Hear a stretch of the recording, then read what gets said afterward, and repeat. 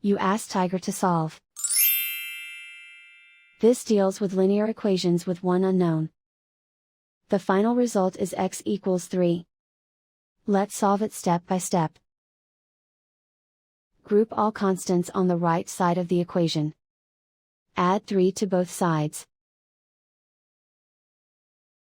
Simplify the arithmetic.